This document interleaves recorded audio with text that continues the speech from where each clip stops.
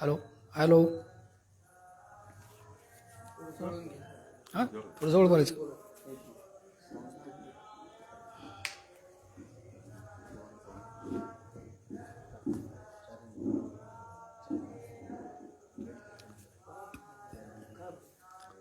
Hello अच्छा hello. सर्वप्रथम गुरु महाराजांच्या चरणी साष्टांग दंडवत करून मी आजच्या या कार्यक्रमाला सुरुवात करतो. गणाचार्य मठ संस्थान मुखेड यांच्यातर्फे आयोजित श्री डॉक्टर विरूपाक्ष शिवाचार्य महाराज यांच्या पट्टाभिषेकाच्या 15व्या वर्धापना दिनानिमित्त आयोजित व्याख्यानमालेत आपल्या सर्वांचं हार्दिक स्वागत. आजच्या या कार्यक्रमासाठी उपस्थित असलेले श्री शब्र सिद्धलिंग शिवाचार्य महाराज देवणी, डॉक्टर विरूपाक्ष शिवाचार्य महाराज मुखेड आणि आजचे व्याख्याते पंडित श्री शिवप्पा खक्के गुरुजी, या सर्वांना मी या वर्धापन दिनाच्या निमित्त गेल्या 2 वर्षापासून म्हणजे 2020 पासून हे व्याख्यानमालेला सुरुवात केली होती.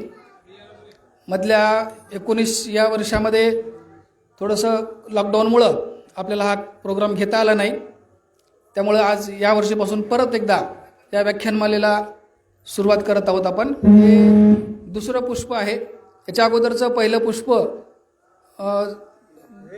विवेक घनसाशी यांनी या ठिकाणी गुंफलं होतं आणि हे दुसरं पुष्प गुंफण्यासाठी आपल्याकडं पंडित श्री शिवप्पा खक्के गुरुजी आपल्याकडे उपस्थित आहेत.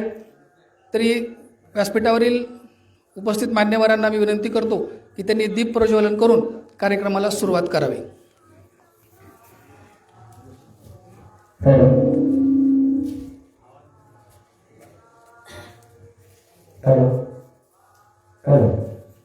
ओम श्री गणेशाय गुरुभ्यो नमः. हरः ओम. ओम गुरुब्रह्मा गुरुविष्णु गुरुदेवो महेश्वरः. गुरुसाक्षात् परब्रह्म तस्मै श्री गुरवे नमः. ओम स्वप्रकाशो महातेजो सर्वाङ्गस्थिरापः.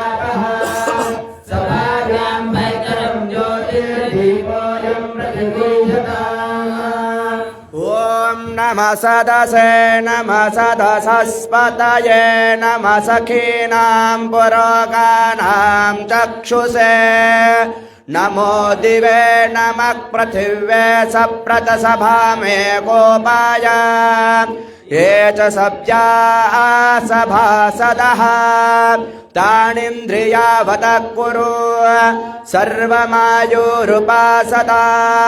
सर्वेभ्यो भक्तमाहेश्वरेभ्यो नमः. सर्वेभ्यो महाजनेभ्यो नमः. सर्वेभ्यो जंगमेभ्यो नमः. सांबजे नमः. पार्वती शिव हर हर महादेव. वीरभद्रेश्वर भगवान की जय. श्रीमद् जगद्गुरु पंचाचार्य महाराज की. संत श्रोमणी मन्मथ स्वामी महाराज की जय. भारत माता की जय. श्री गुरु डॉक्टर विरूपाक्ष शिवाचार्य महाराज की जय. सिद्धलिंग शिवाचार्य महाराज की जय. दीप प्रज्वलन झाल्याच्या नंतर आता स्वागताचा कार्यक्रम होईल. सर्वात प्रथम डॉक्टर शब्र सिद्धलिंग शिवाचार्य महाराज देवणी यांचा सत्कार श्री अप्पांच्या हस्ते करण्यात येईल.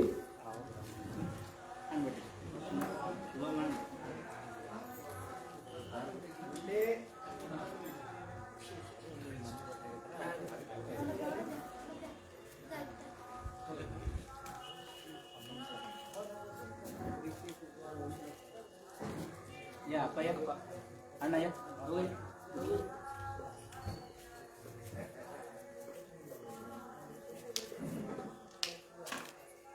थोड़ा आना चाहिए.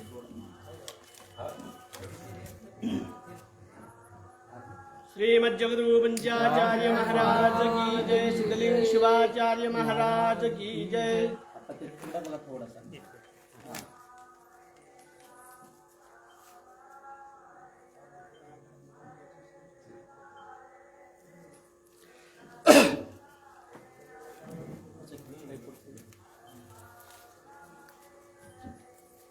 यानंतर आमच्या मठाचे मठाधिपती श्री डॉक्टर विरूपाक्ष शिवाचार्य महाराज यांचं सत्कार ओंकारप्पा स्वामी करतील.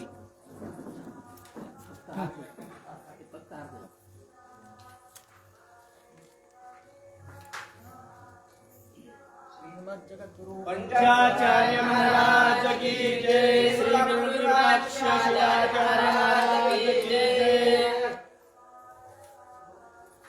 यानंतर आजच्या या कार्यक्रमाचे प्रमुख व्याख्याते पंडित श्री शिवप्पा खके गुरुजी यांचा सत्कार श्री अप्पांच्या हस्ते करण्यात येईल.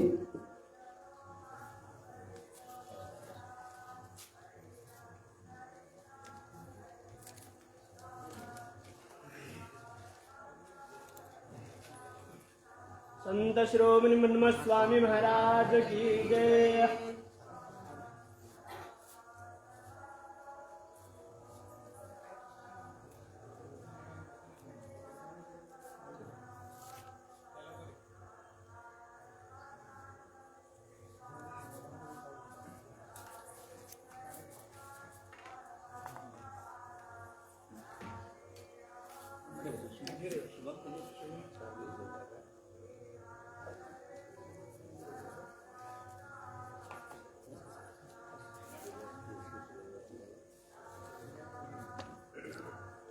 वीरशैव साहित्यिक व शिवकवी पुरस्काराने सन्मानित डॉक्टर शेषनारायण देवप्पा पसारकर यांना या ठिकाणी आपल्याला श्रद्धांजली अर्पण करायची आहे. थोडक्यात त्यांच्याविषयी थोडीशी माहिती खके गुरुजी तुम्हाला त्यांची थोडीशी माहिती देतील.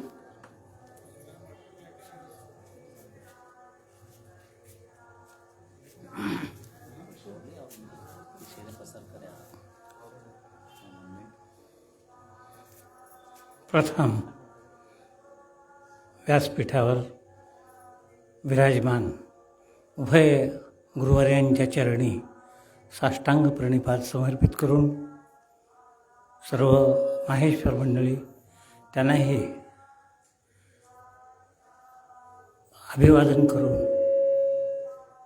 या कार्यक्रमासाठी जमलेले सर्व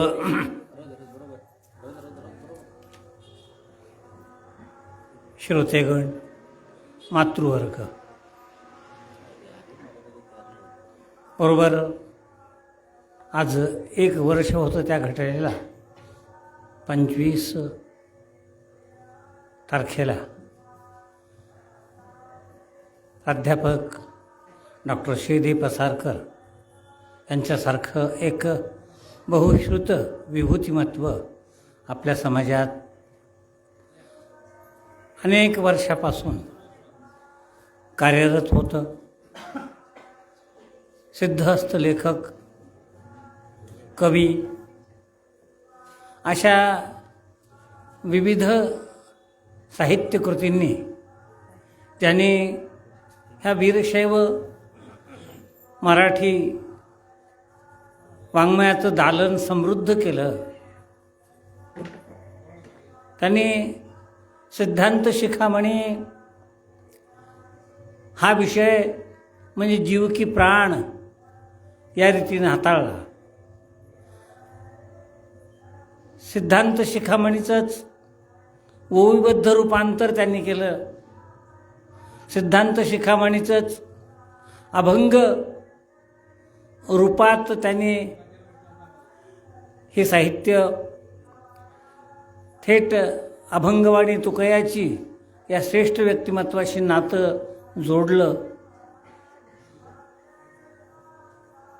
एक रेणुक गीताई नावाचा एक ग्रंथ त्यांनी सिद्धांत शिखामणीचा पूर्ण अनुवाद मराठी भाषेत अनुष्ठुप छंदात केला. अनुच्छंद लिहिण्यासाठी कठीण आहे.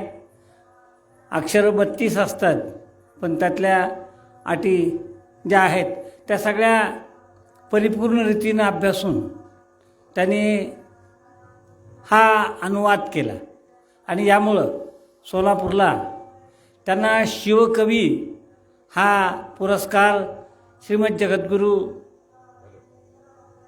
काशी महास्वामीजी, डॉक्टर चंद्रशेखर शिवाचार्य यांनी हा पुरस्कार दिला. या पुरस्काराचं स्वरूप पाहिल्यानंतर म्हणजे किती रुपयाचा आहे वगैरे त्या दृष्टीनं नाही, 1 लाख रुपयाचा पुरस्कार तो. पण पसारकरांनी आजवर मराठी भाषेची जी सेवा केली ती सगळ्या महाराष्ट्राच्या समोर आहे. विभूती वैभव नावाचं एक त्रैमासिक त्यांनी 50 वर्षे चालविलं. अशा विविध रूपातून त्यांनी हे काम केलेलं आहे. केवळ धार्मिक पारमार्थिक नाही, तर विविध म्हणजे त्याला श्रंगारिक या दृष्टीनं पाहिलं तर त्यांनी गाथा सप्तसई म्हणजे जीचं रूप गाथा सप्तशती होतं, त्याचं एक प्राकृत रूपांतर त्यांनी केलं. आणि या विषयातही त्यांना गती आहे हे दाखवून दिलं. वेलू गेला गगना वेरी हा एक कादंबरीसारखा भाग त्यांनी लिहून समाजासमोर ठेवला.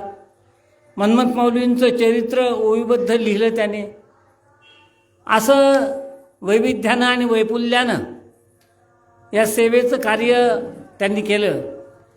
आणि आजचा त्यांचा हा पहिला पुण्यस्मरणाचा दिवस. तर अशा ज्यांचा आपल्याला अभिमान वाटावा अशा प्रकारचं एक समृद्ध विभूतिमत्व आपल्या समाजात झालं, त्याचा सगळ्यांना आनंद होतो. आणि म्हणून त्यांच्या पहिल्या पुण्यस्मरणाच्या दिवशी त्यांना आदरांजली अर्पण करतो, श्रद्धांजली अर्पण करतो. गुरुवर्यांच्या इथल्या सगळ्यांना ती आवश्यकता वाटली त्याने, म्हणजे साहित्यप्रेम या ठिकाणी किती आहे हे या निमित्तानं सगळ्यांना कळलं.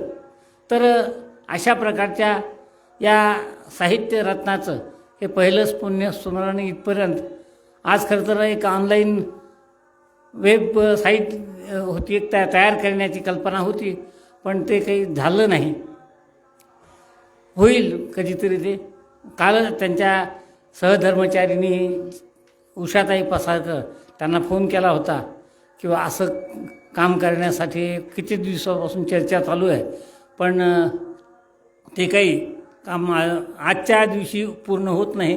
पुणे कधीतरी श्यामा गोंडसेंशी बोलणं झालं होतं, तर तो कार्यक्रमही पुन्हा एखाद्या दिवशी आपल्याला ठेवता येईल. त्यांचं आता विभूती वैभवचा एक अंक केवळ पसारकरांचं वाङ्मयीन कार्य सगळ्यांना कळावं, उजेडात यावं, प्रकाशित व्हावं या दृष्टीनं काढला गेला. तर अशाच प्रकारे त्यांचं जे काही कार्य आहे, त्यांचं जे काही आतापर्यंतचं लेखन आहे, त्याच्यावर विविध अभ्यासकांनी आपल्या परीनं लिहावं आणि त्या ग्रंथाचा गौरव करावा, त्यांच्या व्यक्तिमत्वाचा गौरव करावा, अशा प्रकारची प्रार्थना सगळ्या ह्या समाजपुरुषाच्या चरणी समर्पित करतो आणि यांना पुनश्च एकदा श्रद्धांजली अर्पण करतो.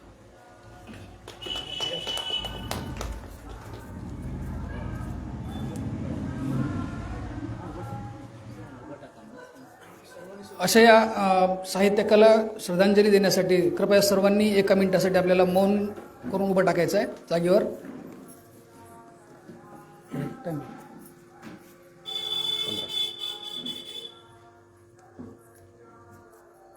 सावधान.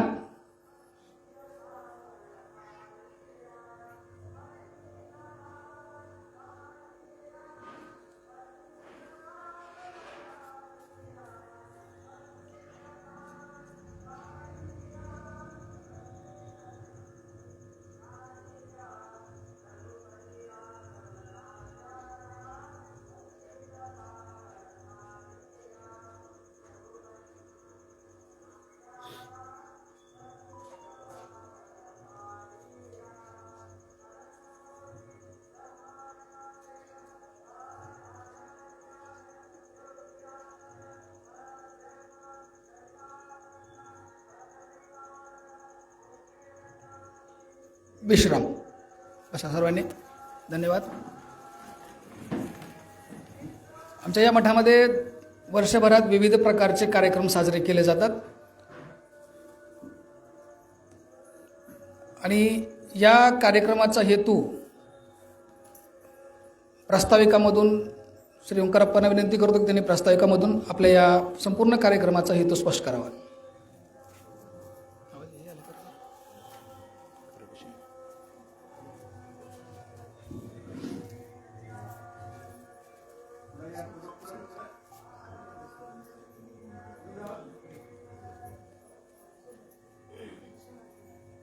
गुरुर्ब्रह्मा गुरुर्विष्णू गुरुर्देवो महेश्वरः गुरुस्साक्षात् परब्रह्म तस्मै श्री गुरुवे नमः. व्यासपीठावरील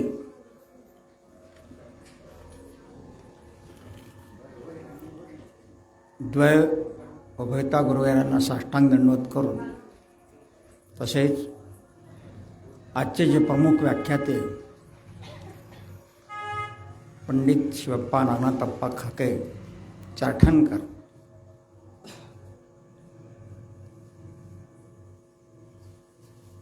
यांनाही अभिवादन करून उपस्थित सर्व श्रोतेगण आणि गणाचार्य मठाचे शिष्यगण यांनाही अभिवादन करून आजच्या या कार्यक्रमाचा प्रस्तावना मी आपल्यासमोर ठेवतो. 2020 साली असा निर्णय घेतला संस्थेने की व्याख्यानमाला सुरू करावी आणि त्या निर्णयाचं रूप चांगलं होतं. 2000मध्ये महाराजांचा वर्धंती 12 वर्षाचा वर्धंती सोहळा होता आणि त्या निमित्तानं आपण 2 दिवसाचा कार्यक्रम ठेवला होता. त्या कार्यक्रमाला विवेक घसासी नागपूर हे लाभले होते आणि 2 दिवस शिवावरती जे काही व्याख्यान दिलं त्यावेळा आणि त्याच आधारे आपल्याला सातत्याने हे पुढे चालवायचं होतं. परंतु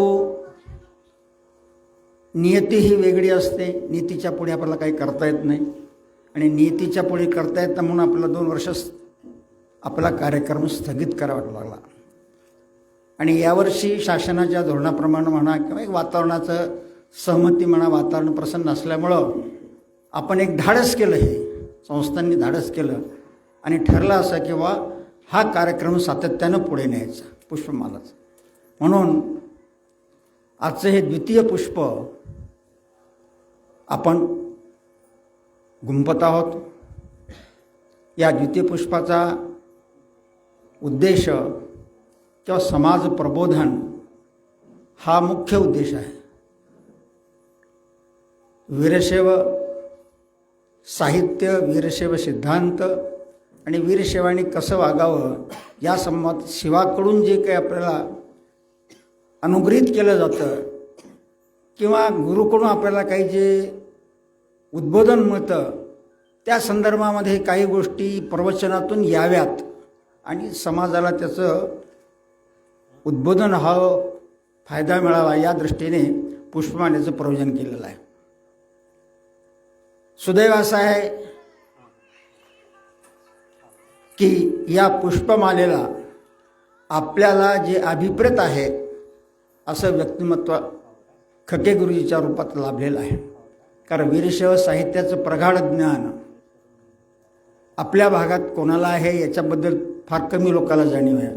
परंतु संस्थांनी त्याचा शोधाशोध दिल्यानंतर महाराजांनी त्यांच्या संदर्भात आणि आम्ही चर्चा करून असं ठरलं किंवा आपल्या शिवसिद्धांतावरती शिवाचं जे काही प्रबोधन आहे आणि ते समाजाला त्यांच्या वाणीतून सोप्या भाषेमध्ये मराठी भाषा सोप्या भाषेमध्ये समजावं या दृष्टिकोनातून गुरुजीबद्दल आस्था निर्माण झाली आणि एकमतानं आम्ही महाराजांना त्या संदर्भामध्ये संमती दिली. महाराजांनी तात्काळ फोनवरती त्यांच्याशी बोलणं केलं आणि गुरुजींनी देखील कुठल्याही प्रकारचं आढाओढा न घेता आम्हाला संमत दिले आणि योगायोगानं आजच्या 24 फेब्रुवारीचा हा कार्यक्रम द्वितीय पुष्प संपन्न होत आहे.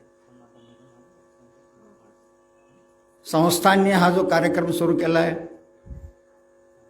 संस्थांकडे जे काही सांस्कृतिक आणि आध्यात्मिकावरती आणि संस्काराच्यावरती जे काही करायचं कार्य, त्या माध्यमातून ही सुरुवात झालेली आहे. वीरशैव समाज गुरुकडून अनुग्रहित होतो, परंतु वैज्ञानिक युगामध्ये त्याचं किती प्रमाणामध्ये आपण त्याचं पालन करतो हा एक मोठा प्रश्न आहे. प्रश्न हा सातत्यानं भेडसावत राहणारच आहे. अनादिकालापासून चालत आलेल्या पुढे चालत राहणार आहे. परंतु आपले तत्व आहे, असाल तेथून पुढे चला, असाल तेथून पुढे चला, यत्न सोडाना आणि गुरुच्या वाणीनं जे काही आपल्याला ऐकायला मिळेल त्याचं अनुकरण करायला शिका. हाच या कार्यक्रमाचा उद्देश आहे. आणि तत्पूर्वी मी आजचे जे व्याख्याते आहेत त्यांच्या संदर्भामध्ये पूर्वपीठिका परिचय करून देण्याचा प्रयत्न करतो आणि त्यानंतर प्रवचनाला सुरुवात आहे. आजचे व्याख्याते आहेत पंडित शिवप्पा नागनाथप्पा खके, चारठाणा तालुका जिंतूर, जिल्हा परभणी. हे शिक्षक होते, BSc B.Ed. महाराष्ट्र महाकवी कालिदास संस्कृत साधना पुरस्कार महाराष्ट्र राज्य यांकडून पुरस्कारित झालेले आहेत. त्याचं श्री काशी सिंहासनेश्वर कडून विश्वाराध्य विश्वभारती पुरस्कार देखील त्यांना प्रदान करण्यात आलेला आहे. साहित्यामध्ये त्यांनी जे लिखाण केलं आहे ते मन्मथ स्वामी अनुवाद संपादन, लक्ष्मण महाराज गाथा संपादन, पंचरत्न शिवपाठ याचं देखील त्यांनी संपादन केलेलं आहे. आणि जगद्गुरू डॉक्टर चंद्रशेखर शिवाचार्य महास्वामी यांच्या हस्ते PhD प्रयोजनाचा संस्कृतवरून मराठीत अनुवाद त्यांनी केलेला आहे. तर अशा प्रकारचं साहित्य त्यांनी रचलेलं आहे आणि समाजाला उद्बोधक असं कार्य त्यांच्याकडून होत आहे. तर मी त्यांना अशी विनंती करतो की पुढील पुष्पमाला आपल्या अमृतवाणी गुंफावी हीच विनंती.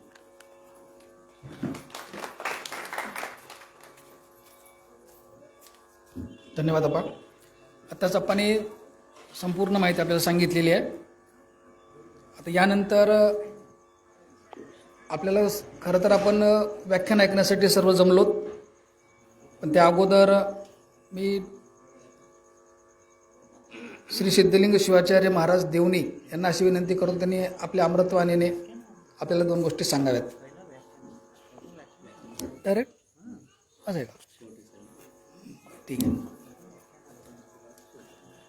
चालेल.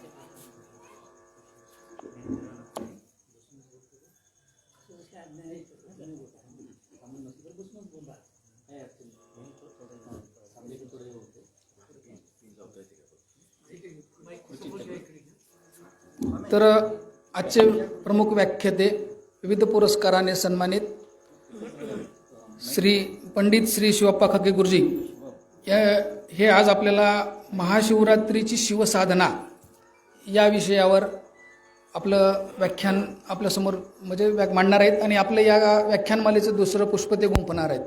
त्यांना विनंती करतो की त्यांनी आपल्या व्याख्यानाला सुरुवात करावी.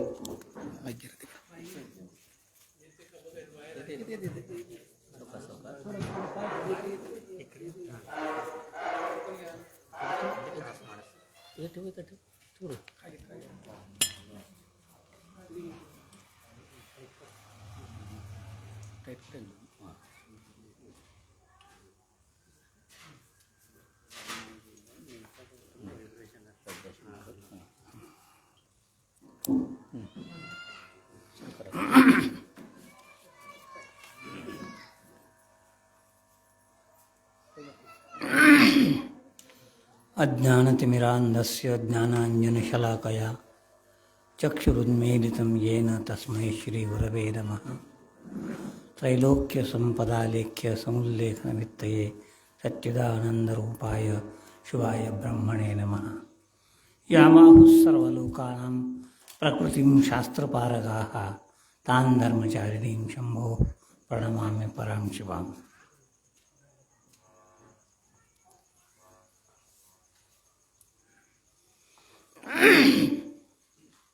ज्या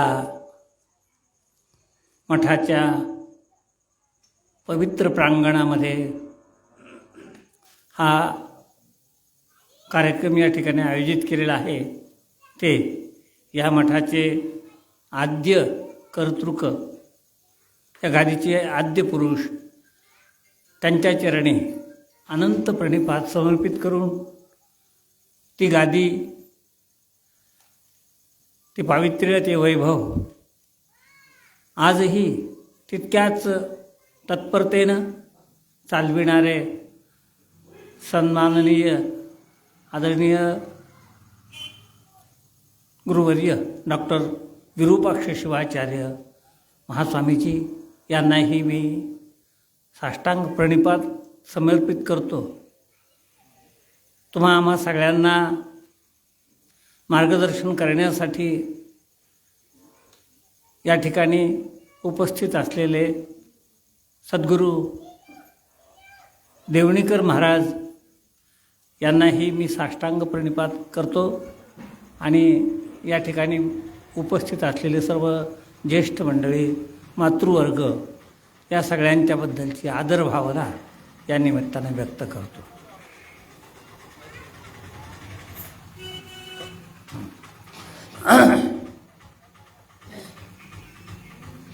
भाविक हो, माघ महिना महाशिवरात्रीचा महिमा वाढविणारा आहे प्रत्येकाच्या अंतःकरणात. आपल्यापैकी किती जणांना ते भाग्य लाभलं आहे की या महाशिवरात्रीचं हे जे पर्व आहे, आपण पर्व मानतो, ते पर्व या शैवी परंपरेमध्ये अतिशय महत्त्वाचं मानलं गेलेलं आहे. काय असं घडलं या दिवशी की म्हणून प्रत्येक शैवाच्या अंतःकरणामध्ये या महाशिवरात्रीच्या दिवशी भगवान शंकरांच्या बद्दलची भक्तीची ही ज्योत अधिक प्रज्वलित होते. काय असं घडलं की या दिवसाला महापर्व मानलं जातं, हे किती जणांच्या वाचण्यात आलं मला माहीत नाही. पण या निमित्तानं मला हे सांगितलं पाहिजे की शिव हे एक तत्व आहे. एक एव शिव साक्षात चिदानंदमयो विभू निर्विकल्पो निराकारो निर्गुणो निष्प्रपंचकः अनाद्य विद्या संबंधात तदंशो जीवनामकः. इथं की हे तत्व काय होतं, आपल्याला असं वाटतं की त्रिशूळ, डमरू, पिनाक नावाचं धनुष्य, व्याघ्रांबर असं सगळं परिधान केलेल्या या वेशात, या विग्रहामध्ये आपण भगवान शंकरांचं रूप पाहतो, हा विग्रह पाहतो आपण. पण हे जे रूप आपल्याला दिसतं, वर्णन करतं प्रमथगणाची मिळी चंद्रमौळी देखीला, या सगुण साकार रूपाचं वर्णन मन्मथ मौलींनी केलेलं आहे. पण मुळात हे असंच होतं का, या दृष्टीने जर आपण विचार केला तर हे असं नव्हतं. मग ते कसं होतं, एक एव शिव साक्षात चिदानंदमयो विभू. चिदानंद मयट प्रत्यय लावला पाहिजे. चिदानंद स्वरूपतः शिव काय आहे. मला असं वाटतं भाविक हो की जर आपण स्वतःला शैव वीरशैव म्हणून घेत असू तर आपल्याला या तत्वाचं जे आहे ते स्वरूपतः काय आहे, स्वभावतः काय आहे आणि प्रभावतः काय आहे, म्हणजे भगवान शिवाचं स्वरूप काय आहे, त्यांचा स्वभाव कसा आहे आणि त्यांचा प्रभाव काय आहे. जर आपल्यापैकी कोणी शिवसहस्रनाम स्तोत्र वाचलं असेल पहा, प्रत्येक शैवाचं हे कर्तव्य आहे असं मला वाटतं. हे भगवान शंकरांची 1000 नावं त्यात समाविष्ट आहेत आणि त्याला शिवसहस्रनाम स्तोत्र असं म्हणतात. ते कुठं आहे असा कोणी प्रश्न विचारला तर मला तसे 2 ठिकाणी ते आढळलेले. एक तर शिवमहापुराणाच्या एका संहितेमध्ये, दुसरं कुठं आहे आणि हे जे महाभारत आहे, महाभारताच्या शांती पर्वामध्ये हे 1008 नावं तिथं आलेली आहेत. वेगवेगळ्या क्रमानं तिथं आलेली आहेत ती.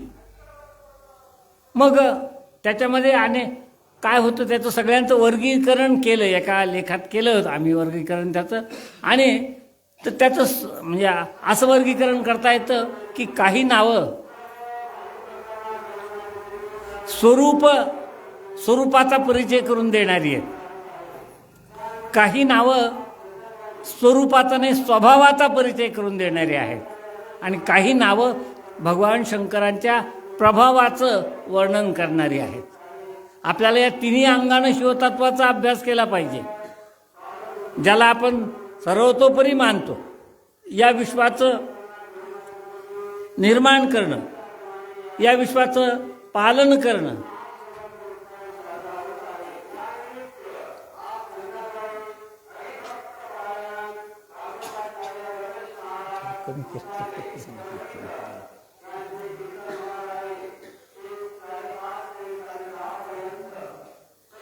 शिवमहिम्न स्तोत्र नावाचं एक स्तोत्र पुष्पदंतांनी रचलेलं आहे.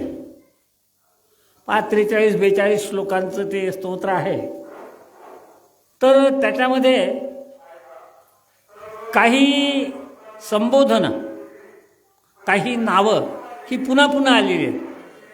महिम्नः पारन्ते परमविदुषो यज्ञ सदृशी स्तुतिर्ब्रह्मादीना मपि तदवसन्नास्त्वयि गिरः अथावाच्य सर्वस्वमति परिणामावधि गृह्णन्.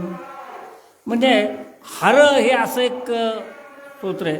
ते एक संबोधन आहे भगवान शिवाचं की ते अनेक वेळा आलेलं आहे. शिव आहे. तर ही जी वेगवेगळ्या प्रकारची नावं आलेली आहेत, संबोधनं आलेली आहेत, त्याच्यापैकी काही अशी आहेत की भगवान शंकराचं स्वरूप सच्चिदानंद रूपाय शिवाय ब्रह्मण, सिद्धांत शिखामणी ग्रंथाच्या 1ल्या परिच्छेदाचा पहिलाच श्लोक असं सांगतो. त्याच्यात काय काय सांगितलेले पहा. त्रैलोक्य संपदा लेख्य समुल्लेखन भित्तये सच्चिदानंद रूपाय सच्चिदानंद स्वरूप. हे जे संबोधन आहे, हे जे विशेषण आहे, भगवान शंकराचं स्वरूप दाखवणार आहे. त्यांचं स्वरूप कसं आहे आपण म्हणतो वा भगवान शिव हे वेगवेगळ्या सगळ्या आयुधासहित आपण पाहताना, परंतु सच्चिदानंद म्हणजे सच्चित आणि आनंद या 3 विशेषणाचा 3 संबोधनांचा सत म्हणजे जे त्रिकाला बाधित आहे ते सत. हे कसं नाव आहे? हे स्वरूप दाखवणार नाव. सच्चित आनंद यात काय नित्य, त्रिकाला बाधित असतं त्याला नित्य म्हणतात. असं हे भगवान शिवचं स्वरूप आहे. स्वभाव कसा आहे पहा. भगवान विष्णूंनी एक पूजा करायचं ठरवलं. त्या पूजेमध्ये त्याने असं ठरवलं की 1000 नवीन विकसित असलेली जी कमळाची फुलं ती एक समर्पित करायची आणि एक नाव त्यांचं घेऊन नमस्कार करायचा. जेव्हा केव्हा असा नमस्कार करण्यासाठी नमहा हे अव्यय वापरलं जातं त्यावेळेस ते जे नाव असतं त्या ठिकाणी त्याची चतुर्थी विभक्ती केली जाते. शिवाय नमः आपण म्हणतो की नाही. मग भगवान शिव काय आहे? शिव हे त्याचं स्वरूप दाखवणारं नाव आहे. शिवाय ब्रह्मणे नमः.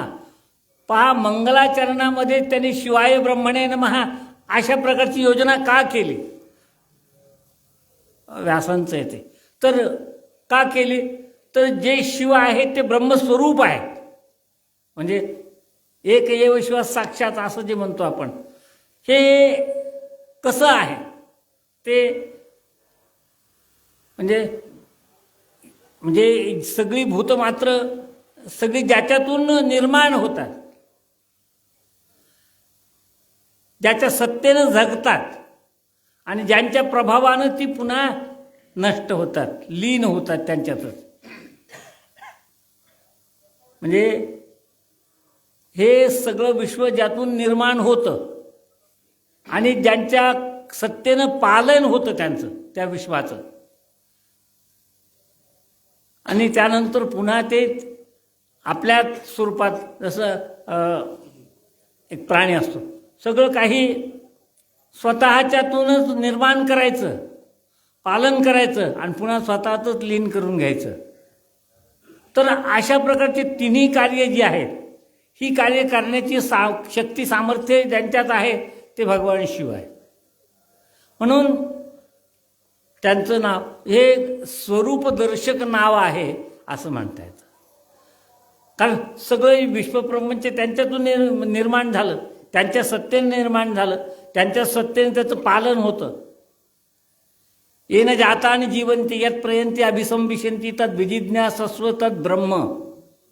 म्हणतात की सगळी भूतमात्र ज्याच्यातून निर्माण होतात, ज्याच्या सत्तेनं पालन केलं जातं त्यांचं, ज्यांच्यातच पुन्हा लीन होतात, हे जे तत्व आहे हे स्वरूप दाखवणारं तत्व आहे.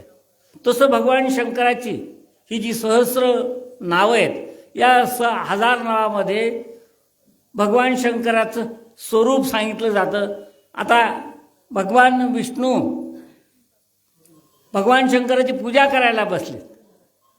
भगवान पहा, लक्षात घ्या, या शैवी परंपरेचे पाईक म्हणणाऱ्या सगळ्यांना माझी प्रार्थना आहे की आपण नुसतं शिव म्हणायचं नाही, नुसतं शंकर म्हणायचं नाही.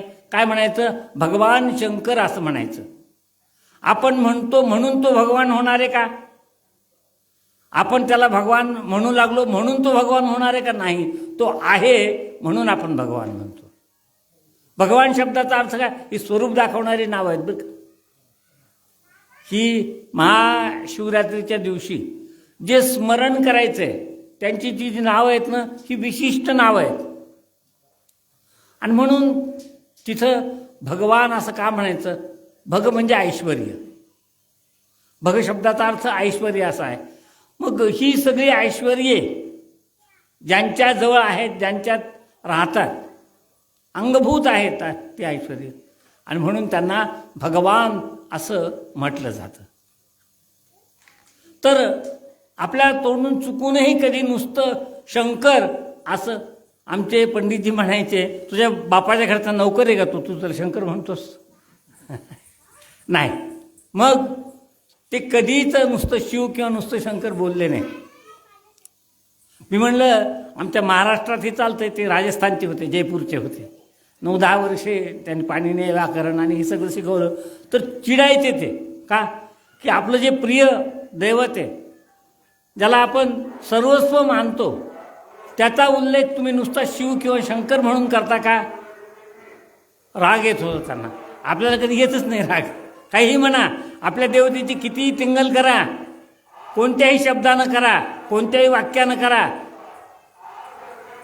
तर काय व्हायला पाहिजे होतं? आपल्या ठिकाणी जे काही शक्ती सामर्थ्य आहे, तर शिवाचार गणाचार जो आहे, वीरशैवांचा गणाचार, त्याच्यामध्ये शिव तत्वाचं अपमान कुठं झाला तर त्याचा प्रतिकार केला पाहिजे. म्हणून त्याच्या संबंधी काही विचित्र बोललं गेलं तर त्याचा प्रतिकार केला पाहिजे. शिव इत्यक्षर ही 2 अक्षरच येते, पण त्याचा जर कोणी विचित्र पद्धतीने अर्थ लावला, लिंग शब्दाचा विचित्र पद्धतीने अर्थ, कशी माणसं भेटतील सांगता येत नाही भाविक हो. आणि आपलं कर्तव्य आहे, हा गणाचारी वृत्ती जी आहे आपली, आपण वीरभद्राचे अनुयायी समजतो की नाही स्वतः. वीरभद्रांनी काय केलं? शिवमहापुराणामध्ये वीरभद्राचार, पार्वत्याचार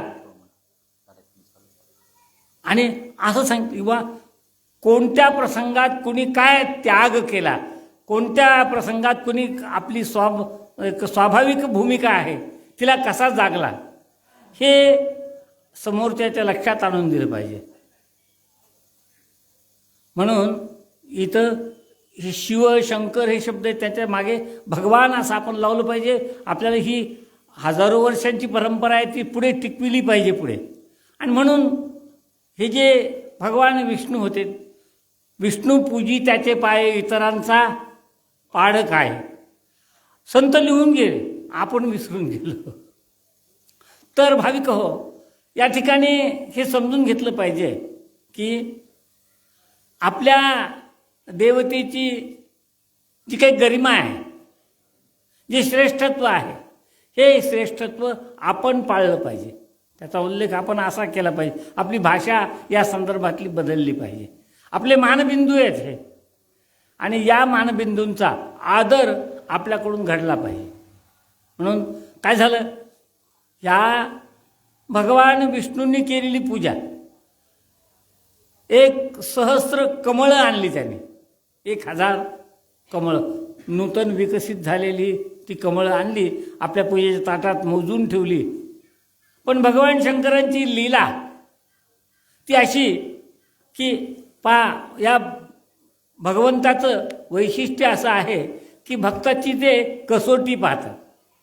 आता पूजेला बसलेत, 1,000 कमळं आणलीत कशासाठी? भगवान शंकरांना समर्पित करण्यासाठी. सुंदर वस्तू, सुकोमल असलेले ते कमळ भगवान शंकराच्या अंगावर कसं दिसेल अशी कल्पना भक्त आपल्या मनात करतो, आणि मग ते वाहिल्यानंतर त्याचा चेहरा प्रफुल्लित होतो. कोणाचा? भक्ताचा चेहरा सुंदर दिसतंय. सुंदर पूजा मांडली. पहाटे 4 वाजता 5 वाजता अशी अनेक मंदिरातले पुजारी असं सुंदर सजवतात. त्याच एक जण म्हणला, अरे या दगडाला सजवून काय होणार आहे? म्हणजे तो त्याला दगड मानतो. ही केवढी मोठी चूक आहे. अरे हा दगड नाही, यात माझे प्राण आहेत. आमचं हे सर्वोच्च स्वरूप जे आहे आमच्या उपासनेचं, ते आम्ही या ठिकाणी अर्पण करतो. मग ते जे आता पहा, लेकरू असतं लहान, 6 महिन्याचं 4 महिन्याचं, त्या लेकराला ती आई स्नान घालते, सुंदर वस्त्र घालते, त्याचा वाढदिवस असावा. आता वाढदिवस कोणी म्हणतच नाही, बड्डे म्हणतात सगळे. बरं असू द्या, पण त्या लेकराला सजवतात, सुंदर वस्त्र त्याला घातली जातात, अनेक अलंकार. आता काजळ वगैरे सगळं विसरलेलं आहे ते. पण मला हे म्हणायचं आहे की या वस्त्राचा, या आभूषणांचा त्या लेकराला काय कळतं? त्याला आनंद मिळावा म्हणून घालतो का आपण हे? मी आईसाहेबांना विचारली तर खूप मोठ्या संख्येनं त्या लेकराला आनंद होतो म्हणून आपण करतो का हे? त्याचा आनंद होतो कोणाला? त्या आईला होतो. माझं लेकरू या विग्रहात कसं दिसतं, त्याचा जसा आनंद त्या आईला होतो, तसं एखादी आपल्या नांदेडच्या काळेश्वराची मूर्ती आहे, ती दररोज वेगवेगळ्या पद्धतीनं सजवली जाते. मग ते भगवान शंकर आनंदी होऊन वा आज मला जरा बरं वाटायलं, फ्रेश वाटायलं, असं त्यांनी म्हणण्याची आवश्यकता आहे का? आपल्या आनंदासाठी आपण हे करतो. आणि म्हणून तिथं ते जे सजवलेलं रूप असतं ते आपल्याला आनंद देतं, भक्ताला आनंद देतं. आणि भक्त ही पूजा आपल्या आनंदासाठी करतो. हे करायचं, ते करायचं, ते करायचं, कशाला करायचं? पहा, 5 उपचारापासून 1000 उपचारापर्यंत उपचारांची संख्या अशी वाढलेली आहे. हे कशासाठी असतं? आणि दुसरं असंही दिसतं आपल्याला, हे राजोपचार पूजा चाललेली आहे जंगलात. एके ठिकाणी एक भिल्लाचं लेकरू आलं, त्या ठिकाणी त्यांनी पाहिलं की हे सगळे श्रीमंत लोक आहेत, वैभव संपन्न आहेत, ते पाहिजे तशी पूजा करतात, त्यांना त्याचा आनंद मिळतो. मी काय करू? तो जातो, त्याचा तांब्या प्यायला असं काही नाही, त्या नदीत तोंड बुडवून ते पाणी घेतो. दात किती 6 महिन्यानं घासले नव्हते का काय, कुणी सांगावं. पण त्यानं ते पाणी आपल्या तोंडात घेतलं आणि ते पाणी नेऊन ती जी भगवान शंकराची पिंडी होती त्याच्यावरती ते पाणी टाकलं. अरे अरे अरे अरे अरे सगळं बिघडलं. किती सुंदर पूजा मांडली होती. याचा आनंद याच्यातच होता ना. आपल्या तोंडातलं पाणी टाकावं की न टाकावं हा याचा विचार, विधीचा विचार या ठिकाणी काय, प्रेमाचा विचार करायचा. त्याच्या ठाई जे प्रेम आहे ते प्रेमाची अभिव्यक्ती कशी करायची, तर मग या पद्धतीनं त्याला जशी जमेल. प्रत्येकाची परिस्थिती वेगळी असते. म्हणून तसं भगवान विष्णूंचं जे ऐश्वर होते ते खूप मोठं होतं. त्यांनी सहस्र कमळाने त्याची ती पूजा करण्याचा संकल्प केला. आपण आधी संकल्प करतो, नंतर पूजा करतो. संकल्प कशासाठी करायचा, करिष्ये असं असतं ना त्याच्यात. म्हणजे असं अशा प्रकारचं माझं मानस आहे आणि त्याप्रमाणे मी ही पूजा करीन. तर विशेषतः महिला वर्गात असं दिसतं सुंदर. आज पूजा फार सुंदर वाटली का, तिथं जे काही त्यानं रचनेमध्ये कौशल्य असतं असं म्हणतात. म्हणून ती कौशल्यपूर्ण रचना कशी दिसू लागली, घवघवीत दिसू लागली, सुंदर दिसू लागली. हे जे आहे याचा ज्याला आनंद होतो त्यालाच कळतं ते. तर या दगडाला कशाला सजवता असं म्हणणाऱ्याला पुन्हा बोलू नका. तर भाविक हो, भगवान विष्णू पूजेला बसले. 1000 कमळं मोजून घेतली आणि एक एक कमळ वाहू लागले पिंडीवर त्याच्या. एक एक शंकराचं, भगवान शंकराचं नाव घेऊन वाहत होते ते. मग हे करताना ही त्याच्या आपल्या मनाच्या म्हणजे संकल्पाची जी पूर्तता आहे ती अशी या अशा भक्तीने होत असते. आधी संकल्प करायचा, नंतर त्याची पूर्ती करायची, ही पूजनाची शैली. पूजा करायची म्हणजे काय करायचं नेमकं. आपण जी पूजा म्हणून करतो की नाही त्याच्यात काय असतं, वेगवेगळ्या प्रकारचे उपचार असतात. आपल्या स्वतःला जे लागतं ते सगळं त्यालाही असलं पाहिजे, ही जी भावना आहे अशा भावनेतून ती पूजा केली जाते. तर अशी पूजा यांच्याजवळ काय कमी होतं, सगळं काही होतं. आणि म्हणून ते एक एक कमळ समर्पित करत होते भगवान विष्णू. काय झालं, एक दिन उने पडता कमळ, हरिस्ते साहस्रम कमल बलिमाधाय पदयोर यदे कोने तस्मिन निजमुदहरन् नेत्र कमलम. काय झालं, 1000 कमळं मोजून ठेवलेली होती, पण प्रत्यक्ष वाहताना कमळं संपली, पण एक नाव शिल्लक राहिलं देवाचं. असं का झालं, ही लीला आहे. परमेश्वराची ही लीला आहे. आणि लीला कशासाठी असते, शास्त्रात तर असं सांगितलं, लीला तू प्रयोजन शून्य, तिला प्रयोजनच नसतं. फक्त माझा भक्त आहे त्याची काय हालचाल, त्याची काय स्थिती होते ते समजलं. अरे मी तर मोजून आणली होती ही आणि एक कमळ कमी झालं, ही कोणाची लीला आहे, भगवान शिवांचीच लीला आहे ती. मग काय झालं, आता काय करायचं. आपल्यासारख्यानं त्यांच्या कानात जाऊन सांगितलं असतं काय काय काय करायचा विचार काय करता, पळत पळत जा उठून आणि त्या बागेत जाऊन एक कमळ आणा, होऊन जातं तुमचं काम. साधी गोष्ट कळत नाही. खरेच पहा, भक्त हा भाव वेडा असतो, त्याला कळत नाही. आणि हे सांगणारे जे आहेत ना ते खरे शहाणे असतं. हां, काय विचार काय करतोस, एक आण तोडून, तसं नाही. एकदा संकल्प करून पूजेला आसन घालून बसल्यानंतर पुन्हा उठायचं नसतं. आणि उठलं तर ती पूजा नाही झाली शास्त्रशुद्ध. यथाशास्त्र यथाविधी पूजा करायची ना आपल्याला, तर नाही, तसं नाही करायचं. मग काय करायचं, मग हरिस्ते साहस्रम, महिम्न स्तोत्रात पुष्पदंत याचं वर्णन करतात. हरिस्ते साहस्रम कमलबलिमाधाय पदयोर यदे कोने तस्मिन निजमुदहरन् नेत्र कमलम. साहित्यामध्ये, वाङ्मयामध्ये नेत्राला सुद्धा कमल म्हणतात. कमळासारखे डोळे आहेत, कमळासारखं मुख आहे. आपण उपमा देऊन बोलतो की नाही. मग जर नेत्रालाही कमळ म्हणत असतील तर मी हे माझं निजम उदाहरण नेत्रकमलम शास्त्रानं स्वतःचं हे नेत्रकमल हे काढलं. कल्पना करा त्याच्या काय वेदना होत असतील, काय रक्त निघत असेल का न निघत असेल, पण भावना जी आहे त्या भावनेची तीव्रता ही अशी असते, या त्रासाला मोजत नाही. म्हणून काय म्हणतात निजम उदाहरण नेत्रकमलम. मग ते नेत्रकमळ वाहिलं, भगवान शंकराच्या पिंडीवर नेत्रकमळ वाहिलं. काय झालं, याचा परिणाम काय झाला? भगवान कृष्णाला आनंद झाला, भगवान विष्णूंचा आनंद झाला, पण विशेष आनंद कोणाला झाला? काय भक्त आहे माझा, की त्यानं आपल्या डोळ्याचा छेद दिला त्याला आणि तो काढलं, बाहेर काढलं आणि समर्पित केलं मला.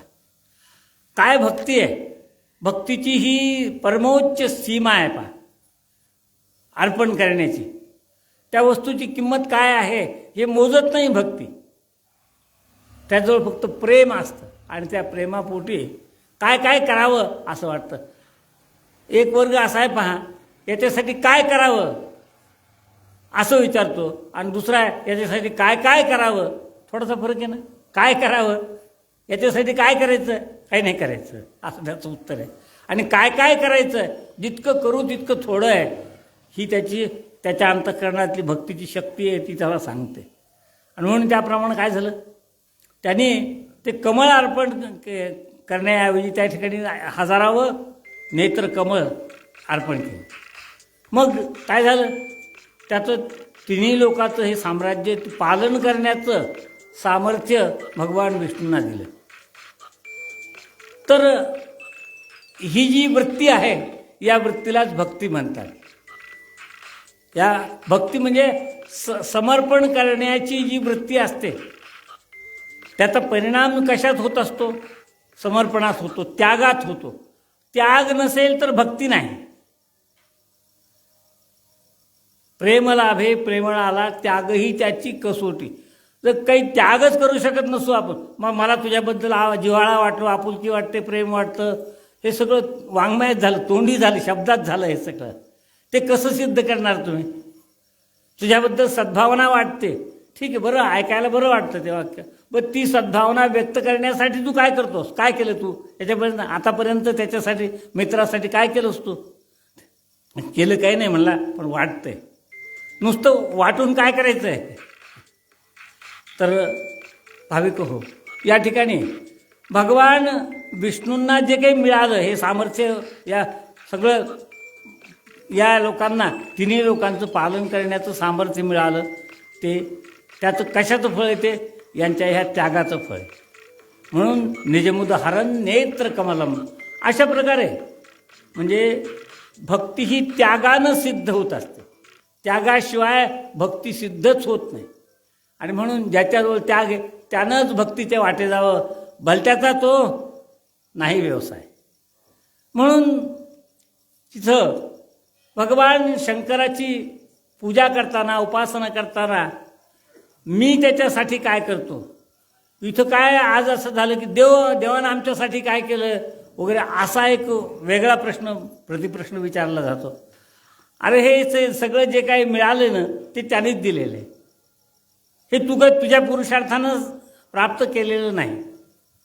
म्हणून हे आदर्श जे काय आहेत भक्तीचे ते काय आहेत आणि त्याग कसा करावा हे यातून शिकण्यासारखं आहे. मग काय झालं, त्याला जे काही वैभव प्राप्त झालं ते वैभव माझ्या पुरुषार्थाचं नाही, तर ते त्याचा कृपाप्रसाद आहे. अशा प्रकारे तर ही जी शिवरात्रीची जी पूजा आहे ही कधी केली पाहिजे हे याचं वर्णन करताना शिवमहापुराणात केलेलं आहे. माघ कृष्ण चतुर्दशा मादिदेवो महानिशी शिव लिंगरूपो भावो सूर्यकोटी समप्रभा. असं आहे. मला आता 75ला आलो खरंच देव खरं वाटायला, विस्मरण कधी कधी आडवं यायला आमच्यात. तर भाविक हो, इथं हे जे भगवान शंकराचं लिंगरूप आहे, हे लिंगरूप पूर्वी नव्हतं. मग ते कसं होतं? मी सुरुवातीला सांगितल्याप्रमाणे एक एव विश्व साक्षात चिदानंदमय उभिभूः, ते निर्विकल्प असेल. कसं कसं आहे त्याचं वर्णन 2-3 वेळा झालं ते. मग आता काय करायचं? भगवान शंकरांना असं वाटलं की हे जे भक्त आहेत, या भक्तांना मनापासून असं वाटतं की मी भगवान शिवाची पूजा केली पाहिजे. मग काय काय मला जे जे करता येईल ते ते समर्पित करता आलं पाहिजे. माझ्या मनाप्रमाणे पूजा झाली. मनात संकल्प होतो. मानसपूजा असते की नाही? या मानसपूजेमध्ये आपण तर प्रत्यक्ष त्या वस्तू समर्पित करत नाही, पण आपल्या मनात काय आहे ही भावना आहे, आणि भावना व्यक्त केली जाते ह्या मानसपूजेमध्ये. रत्नैः कल्पितमासनं हिमजले स्नानंच दिव्यांबरम नाना रत्न विभूषितम मृगमदा मोदांकितम चंदनम. पुष्कळ काही सांगितलंय. पुस्तक आपली पुष्प कोणती? जाती चंपक बिल्वपत्र रचितम पुष्पंच धूपं तथा दीपन देवदयानिधे पशुपते हृत्कल्पितं गृह्यताम. म्हणजे हे काय मी कल्पना करतो, हे भगवान शंकरांना अर्पित करायचे मला. आणि मग ती जी भावना आहे मानसपूजेमध्ये, सगळे जे द्रव्य असतात हे मानस रूपात असतात, कल्पनेच्या रूपात असतात. मग याच्यामध्ये ही जी प्रथा आहे, परंपरा आहे पूजा करण्याची, तर ही चालविली पाहिजे. जसं एक उदाहरण दिले भगवान शंकराचं, ह्या भगवान विष्णूचं. विष्णू पूजी त्याचे पाय, इतरांचा पाड काय, बाकीच्यांचं काय कर्तृत्व वाणायचं, त्याची काय वर्णन करायचं नाही. तर तो वाङ्मयाचा विषय बनतो, त्याग हा. आणि मला त्यांनी काय द्यावं, त्यातलं भगवान शंकराच्या अंगावर समजा कोणी एखादा गुळाचा खडा ठेवला, एक पेढे ठेवला, तो जय देवा असं म्हणतो आणि असं खाऊन टाकतो. म्हणजे त्याच्याजवळचं सगळं आपल्याला खाण्यासाठी आहे असं नाही. म्हणजे त्याचा जे म्हणतो की नाही आपण, ते आपण काय काय वापरावं, काय काय खावं, मंदिराची माती खावी का दगडं खावेत, या दिशेनं म्हणजे चालणारी एक प्रक्रिया आहे. आणि म्हणतो नाही काय काय द्यावं त्याला, अशा प्रकारचा एक या भक्तांचा वर्ग या ठिकाणी आहे. म्हणून महाशिवरात्रीच्या दिवशी महानिशी असं वर्णन केलं पाहिजे. महानिशी म्हणजे केव्हा?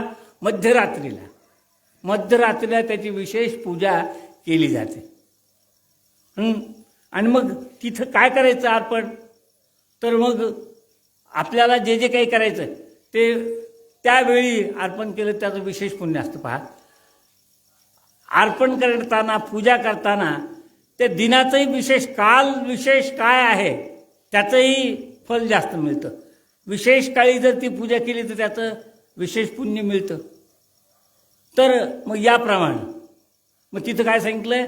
माघ कृष्ण चतुर्दश्याम, माघ महिन्याच्या कृष्ण चतुर्दशीच्या दिवशी महानिशी म्हणजे रात्री, मध्यरात्री. मग लिंग, तो लिंग रूपात का आला? लिंग त्याचा जो आकार आहे भाविक हो, हा नैसर्गिक आकार आहे. धान्याचा ढीग पडतो त्याचा आकार असा. एखाद्या झाडाच्या पानावर एक थेंब पडतो, पाण्याचा थेंब पडतो, त्याचा कसा असतो? नैसर्गिक आकार त्याचा असा गोलाकार असतो. आणि म्हणून पृथ्वीचा सुद्धा आकार तसाच आहे. मग याप्रमाणे त्याने आपलं स्वतःचं स्वरूप कसं असावं, तर ते सुद्धा लिंग रूपात तो आला. म्हणजे पहा, ही भक्तांची अडचण होती की इच्छा आहे पूजा करायची, समर्पित करायची, पण त्याला काहीच नाही. त्याला म्हणजे हे जो विग्रह आहे ना, हा विग्रह, त्याला फूल व्हायची इच्छा आहे, पण त्याला त्याचा फुलाचा सुगंध घेता येत नाही. मग अरे बाबा, त्याला सगळं काही जे आपल्याला लागतं ना, ते सगळं त्यालाही समर्पित करावं, ही जी भावना आहे ही भावना भक्ताची अंगभूत भावना असते. आणि म्हणून मग इथं या पूजेच्या हा जो विकास झालेला आहे तो कसा झालेला आहे या ठिकाणी की या भगवान शंकरात. आणि त्याच्यानंतर मग विग्रह आपल्याला जे पाहिजे, आता आपण पाहतो शस्त्र आहेत त्यांच्या हातात, देवीच्या हातात शस्त्र आहेत. सप्तशती आपण वाचतो, मगाशी पूजनी याने विषय काढला होता, दुर्गा सप्तशतीची पारायणं तिथं केली जातात. तर हे भक्तीचं विश्व आहे, हे जितकं फुलविलं तितकं फुलणार आहे. त्याचे प्रेरक प्रोत्साहक जे असतात ते गुरुवर्य असतात आणि त्यांच्या आज्ञेप्रमाणे तुम्ही आम्ही सगळेजण ही सगळी भक्ती पूजा करत असतो. मग महाशिवरात्रीचा दिवस का, तर त्या दिवशी हा लिंग रूपात आला. जो निर्गुण निराकार निरवयव होता, निरवच्छिन्न होता, तो कशासाठी आला, तुमच्या आमच्या भक्तीसाठी आला. त्याला आपल्या भक्तीची भावना आहे ना, त्या भावनेला असं करावं असं वाटतं, इच्छा होते तशी. आणि मग ती इच्छा पूर्ण करता यावी म्हणून भगवान शिवाने या दिवशी महाशिवरात्रीच्या दिवशी हे लिंगरूपात ते स्वतः आले. मग त्यातून भक्ताला त्याचा आनंद घेता आला. पहा, हे जे महाशिवरात्रीच्या दिवशी पूजा केली जाते त्यात पहा, त्याच्यानंतर काय असतं, कृष्ण चतुर्दशीच्या नंतर येणारी तिथी कोणती असते, अमावस्या. अमावस्या त्या दिवशी विशेष काय आहे, इथं काही ज्योतिष्य पाहणारी पंचांगाचा अभ्यास करणारी मंडळी असेल, त्या दिवशी काय असतं, अमावस्येची कुंडली काढली तर काय दिसतं, सूर्य आणि चंद्र हे दोन्ही एका घरात असतात. तुम्ही म्हणा याचं काय विशेष आहे, चंद्र म्हणजे भक्त आणि सूर्य म्हणजे शिव. यो असो आदित्य हा सयेव स येश रुद्रो देवता असं म्हणतो आपण. आम्हाला मंत्रवंत काय नाही, आम्ही भक्त आहेत. तर भाविक हो, इथं काय सांगितलंय, काय इथं जी अर्पणाची जी विधी आहे ती कशी सांगितली, काय सांगितलं. मग इथं सुरुवातीला काहीच नव्हतं, कल्पनेनं एकच शिवस्वरूप होतं, त्याचं काही स्वरूप नव्हतं त्याला. आणि त्यानंतर काय झालं, हे लिंगरूपात तो आला. लिंगरूपात आल्यानंतर मग त्याच्यानंतर काय झालं, म्हणे आपल्याला पाहिजे तसा विग्रह देवाचा पाहिजे. आता देवीच्या वर्णनात काय काय केले, काय काय शुंभ निशुंभ अशा सगळ्या राक्षसांचा वध केला, वाईट शक्तींचा बिमोड केला, यासाठी देव आहेत, यासाठी देवी आहेत. म्हणून हे जे भक्त असतात, हे भक्त काय करतात, हे दोन एकत्र आले, कोण, सूर्य आणि चंद्र एकत्र आले म्हणजेच भक्त आणि देव एक झाले. त्या दिवशी दोघं वेगळे आहेत का, नाही का, त्याचं भक्तीचं ही शिवरात्रीच्या रूपानं केलेली भक्ती आहे. आणि त्याचं फल काय आहे, अमावस्या. अमावस्या म्हणजे चंद्र सूर्य एकत्र येतात. आमा शब्दाचा अर्थ आहे सोबत, वस शब्दाचा अर्थ आहे राहतात, वसतात ते कोण, हे सूर्यचंद्र एकत्र येतात म्हणजेच शिव आणि जीव हे दोन्ही एकत्र येतात. म्हणजे सांगितलं आपल्या सिद्धांत शिखामणीच्या शेवटच्या परिच्छेदात त्याचं वर्णन केलंय. काय वर्णन केलं त्याचं, की जसं पाणी पाण्यात नव्हतं, जले जलमेव न्यस्तम वह्नौ वह्निरिवार्पितः परब्रह्मणि लीनात्मा विभागेन न दृश्यते. बरोबर आहे.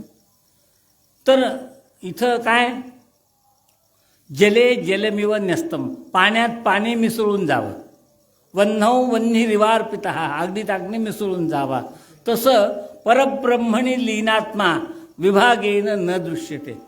परब्रह्म आणि हा भक्त आणि देव हे जे चंद्रसूर्याचं त्याला प्रतीक मानलं आहे ते.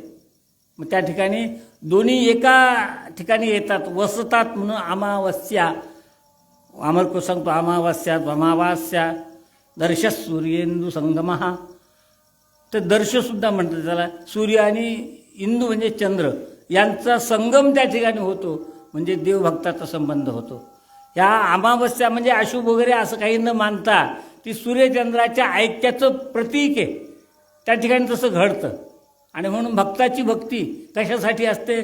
त्या देवाच्या रूपात विलीन व्हायचं, त्याला स्वतःचं अस्तित्व सगळं त्या देवाच्या अस्तित्वात लीन करून टाकायचं ही भक्ताची भावना असते. आणि त्याप्रमाणे मग तिथं काय शिल्लक राहतो का भक्त? भक्त म्हणून वेगळा विभागेन न दृश्यते, तो वेगळा राहत नाही, वेगळा दिसत नाही, तो शिवच होऊन जातो. आता शिव होतो म्हणजे काय? शिव काय, जीव काय? ही दोन्ही चैतन्य आहेत पहा. जीव आणि शिव ही दोन्ही चैतन्य. मग या दोन्ही चैतन्याचा संबंध कसा आहे? ते दोन्ही एका जातीचे आहेत. ते चैतन्य आहे, हे चैतन्य, ते चैतन्य आहे. म्हणून ह्या दोन चैतन्याचं मिलन होतं. जसं पाणी पाण्यात मिसळून जातं, अग्नी अग्नीत मिसळून जातो, त्याप्रमाणे भक्त पहा.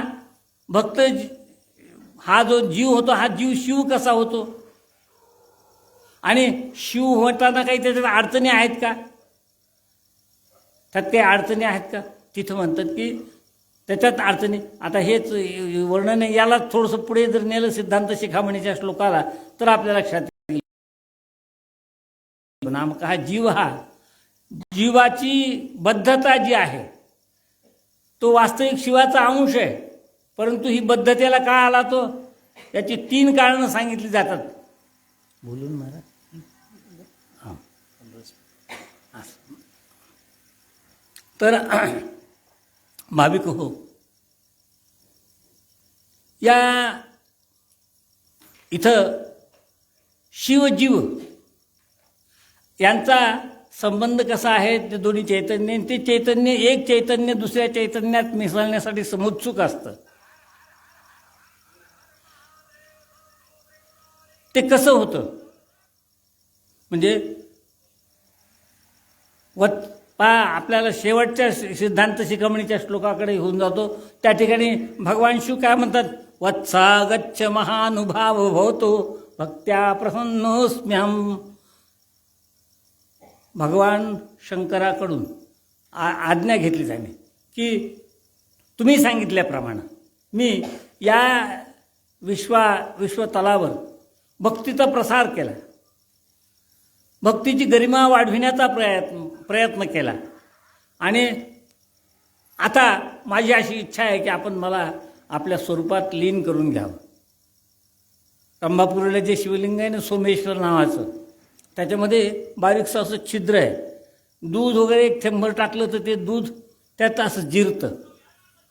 म्हणून आपल्याला काय सिद्ध करायचं असतं की भक्त जो आहे हा आपलं स्वरूप त्या शिवाच्या स्वरूपामध्ये विलीन करतो. त्याची ती लालसा आहे किती दिवसाची, युगानुयुगाची. आणि मग तो तिथं आपलं अस्तित्व त्याच्यात मिसळून टाकतो. हे एकाच जातीचे आहेत म्हणून ते मिसळतात. जसं जले जलमिव न्यस्तम वन्नौ वन्निर्वार्पितः. तिथं काय शेवटी काय सांगितलं? परब्रह्मणे लीनात्मा विभागेन न दृश्यते. पुन्हा ते वेगळे राहत नाही. जीव हा शिवच होतो. मग अशा प्रकारे हे ऐक्य प्राप्त करण्यासाठी त्याची ही सगळी साधना असते.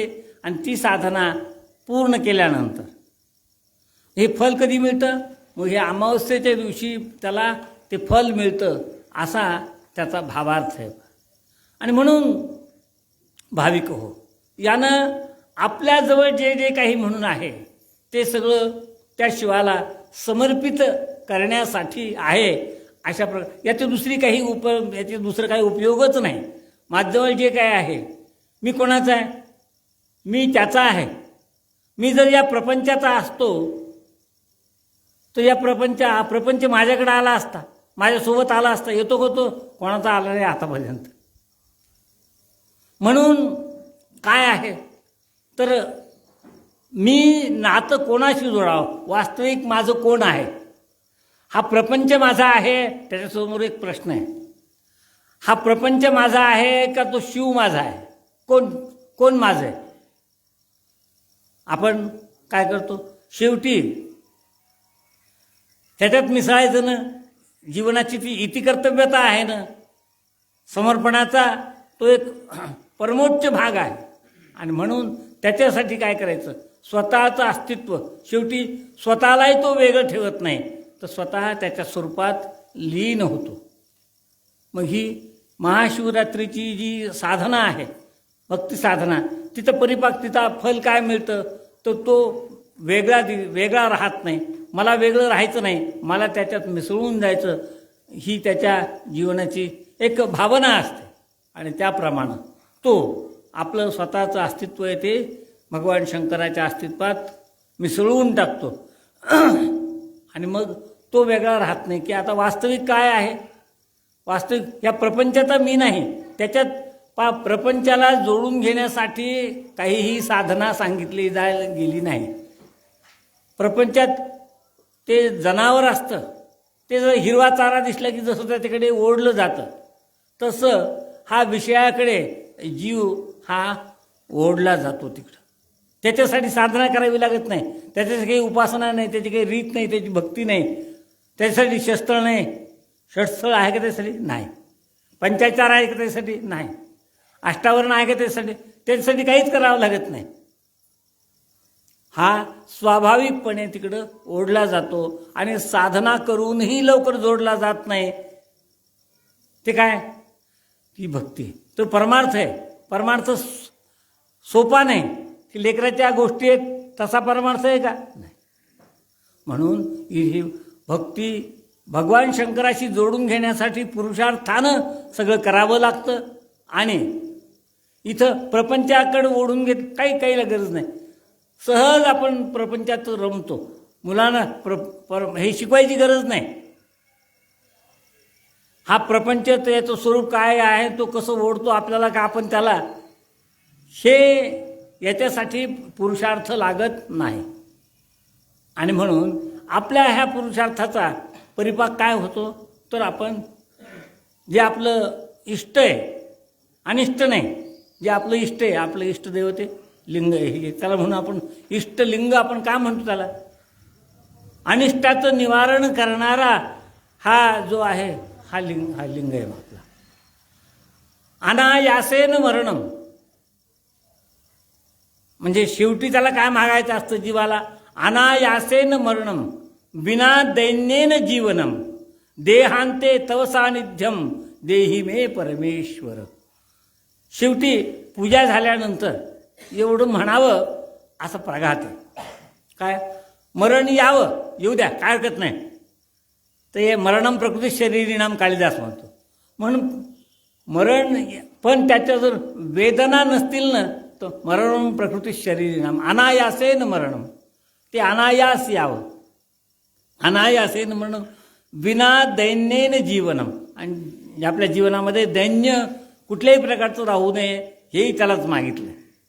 आणि विना दैन्येन जीव, आणि पुन्हा काय सांगितलं? देहांते तव सानिध्यम, हा देह शेवटी तुझं सानिध्य आहे. ज्या क्षणाला मला त्याच्यात माझं स्वरूप लीन करायचं आहे, ते कसं असावं? विना दैन्येन जीवनम. इथं सांगितलं देहांते तव सानिध्यम, भगवान शंकराच्या सानिध्यात. पहा, ज्ञानेश्वर महाराजांनी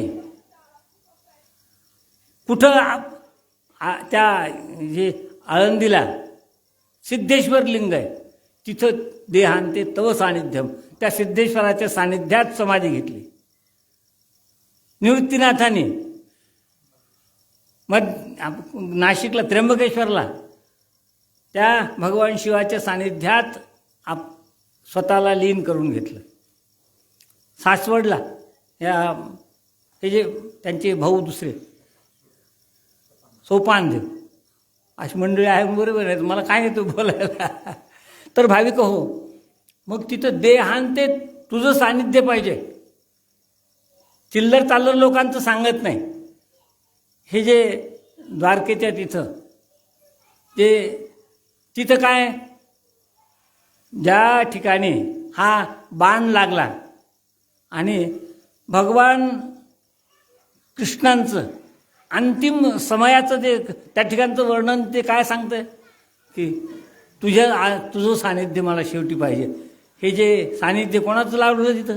ज्योतिर्लिंग आहेत. हां, सोमनाथ ज्योतिर्लिंग आहे. आपल्याला तेच फार आवडतंय. आपलाही संबंध त्या सोमनाथाशी भाविक हो. तर त्याप्रमाणे मग मग देहांते तव सानिध्यम देही मे परमेश्वर, अशा प्रकारची मागणी ही भक्तानं. याच्यापेक्षा वेगळं काय मागावं? धन धान्य संपत्ती ही किती आपण पाहतो. हां, अष्टमाष्टमी मृत्तिकाचे वगैरे अष्टमी पर्वताष्टमी सिगताष्टमी काय काय मागितलं त्यानं. परंतु इथं काय मागायचं त्याला की शेवटी आपल्याला सद्गती प्राप्त व्हावी यासाठी केलेली मागणी या श्लोकात स्पष्ट होते. आणि म्हणून तुमचं आमचं सगळ्यांचं हे जे सानिध्य असतं, आपण तर लिंगाच्या सानिध्यातच स्वतःला विलीन करून घेतो. देहांते मग का आपण म्हणतो की लिंगेन सह जीवितम, लिंगेन सह पंचत्वम. पंचत्वम म्हणजे आपला लयसुद्धा त्या लिंगाच्या सोबत होतो. आपलं इष्टलिंगच देतात आपल्या हातात, आणखी काय देतं? दुसरं काय देतात? काहीच देत नाही. दुसरं अर्धा तोळा काही देत नाही. तर भाविक हो, याप्रमाणे वीरशैवांची जी जीवन पद्धती आहे, जी जीवशिवाचं ऐक्य होण्याची जी लीला आहे आपली ही, ती कशी आहे ते त्या ठिकाणी भगवान शंकराला काय मागावं त्यानं. बाकीचं जे मागायचंही कळलं पाहिजे हे याच्यासाठी म्हणतात. तर या संस्कृतीमध्ये स्वतःचं समर्पण त्याच्याशी करायचं आहे आणि त्याच्याच स्वरूपात आपलं स्वरूप लीन करून घ्यायचं आहे. ही वीरशैवांच्या दृष्टीनं याची जी कल्पना आहे ह्या शेवटच्या परिच्छेदात सांगितलेली आहे की जले जलमेव स्तंभन्नव निर्वार्पितम परब्रह्मणी लीनात्मा विभागेन न दृश्यते. असं तू वेगळा मी वेगळा असं काही राहू नये. तू आणि मी एकच राहावं, वेगळं नाही, अशा प्रकारची भावना भक्त त्यावेळी करतो. आणि हा भाविक हो शिवरात्रीचा परिणाम आहे. आणि हा ज्या क्षणी घडतो ती अमावास्या असते. त्यातच जीवशिव मिलनाचं चित्र त्या ठिकाणी रेखाटलेलं असतं. आणि म्हणून दुसरं काहीही आपल्याला मागणी नाही, दुसरं काहीही मागायचं नसतं. आणि मागायचंच काय, खरं तर मागण्याचा अधिकारच आपल्याला दिला नाही. मागण्याचा अधिकार दिला आहे का नाही? नाही दिलं मागायचा अधिकार, काहीच मागायचं नाही. इथं ही पारमार्थिक मागणी आहे. म्हणून या ठिकाणी तुझ्या स्वरूपात माझं स्वरूप लीन कर, मला तू आपल्यात घे. तो म्हणतो भक्त्या प्रसन्नोस्म्यहम वत्स म्हणतात त्याला रेणुकाचार्य. त्या अगस्त्य वर्षाला त्या याला काय म्हणतात तिथं या स्वरूपात की बा मला आपल्या रेणुकाचार्यांना म्हणतात ते की मी तुझ्या आज्ञेनं धर्मकार्य केलेलं आहे हे सगळं. आणि आता मी ज्या लिंगातून बाहेर आलो त्याच लिंगात तू मला सामावून घे.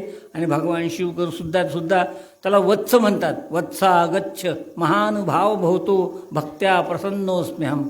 भाविको, जीवाच्या दृष्टीने तरी दुसरं काय मागायचं की तो प्रसन्नोस्मी मी म्हणतो, मी तुझ्यावर प्रसन्न आहे. याच्यापेक्षा दुसरं काहीही जीवाला नको असतं. आणि अशा प्रकारची अक्षय मागणी, अक्षय घटना घडते आणि जीवशिवाचं ऐक्य होतं. तर ते मिळावं आणि ते मिळण्यासाठी हा शिवरात्रीचं जे पर्व असतं त्यात साधना करावी. म्हणून शिवरात्रीची ही साधना ही जीवशिवाच्या ऐक्यासाठी असते आणि ती घडावी याच्यासाठी सगळ्यांनी आपली भावना ही अजून व्यापक करायची. इतकी व्यापक करायची परमेश्वर जेवढा व्यापक आहे तेवढी जीवानंसुद्धा आपली भावना व्यापक करावी. आणि हे दोघे वेगळे राहू नयेत यासाठी आमच्या सगळ्यांच्या नशिबात ही साधना यावी अशा प्रकारची ही जी मागणी आहे गुरुवार्यांच्या पवित्र चरणी या ठिकाणी करतो. आणि हे जे भाग होता, हा यज्ञ होता, हा या यज्ञात काय असं समर्पण करायचं की ते ह्या ज्या आहुती एक टाकतो आपण, हे आमच्या ठिकाणी असलेला अहंकार, आमच्या ठिकाणी असलेलं जे काही वाईट आहे ते सगळं संपवून टाक आणि तुझ्यासारखं मंगलमय रूप आम्हाला दे. आम्ही आणि तुम्ही हे वेगळे राहू नयेत यासाठी आमची ही भावना या ठिकाणी प्रकट करतो. आणि ही गुरुवार्यांच्या चरणी वाङ्मयी सेवा समर्पित करून या ठिकाणी थांबतो. सांबजय नमः पार्वतीपते शिव हर हर महादेव.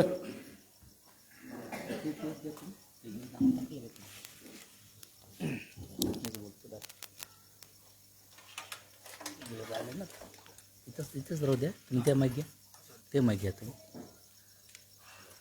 नाही नको नको, 1 मिनिट फक्त तुम्ही 1 मिनिट सांगते, समारोप करतो.